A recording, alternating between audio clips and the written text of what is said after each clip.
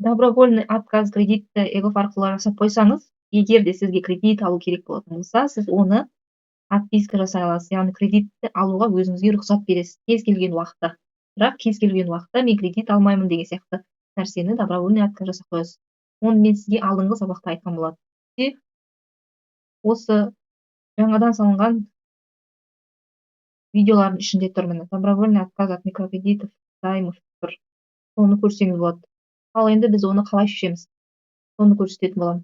Ол үчүн сиз мынау сол жак бөлүктө добровольный отказ деген сөз турган жерге кайтадан барасыз. Заказать услугу онлайн деп. Одан кийин барып мына жерде уже сизде у вас уже имеется действующая подписка на сервис. Дата подписки деп датасы чыгып турат. Бессрочно кредит алмаймын болду деген сыяктуу.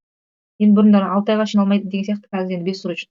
Хотите ли отписаться дегенге я мен уже керек эмес, мен уже кредит аламын. Болду, осы убактан баштап өзүңүзгө осы нерсени жасай аласыз. Яғни бессрочно уже кредит ала алмай калмайсыз. Онун да бир нерсеси бар. Яғни токтотам, болду мен ашамын, кредит аламын деген сыяктуу жасай аласыз. Подписать ЭЦП носитель информации. ЭЦП кілтиңизди тандап кол коесуз.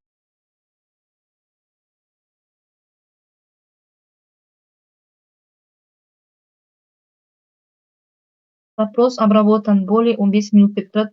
Ваша подписка на услугу добровольного отказа от получения банковских займов микрокредитов досрочно прекращена деп чыгат. Уже бир күндөн кийин уже сиз осы кредит алмаймын деген нерсени эртеңинде ойлонуп калып ашып коямын, болду мен кредит алам десеңиз, осулай бир күндөн кийин да жасай берсеңиз болот. Эгер видео пайдалуу болсо, сизге осы каналга тиркелип, лайк басып, подписка жасап койсоңуз, ары карай осундай пайдалуу акыбараттан калмайсыз.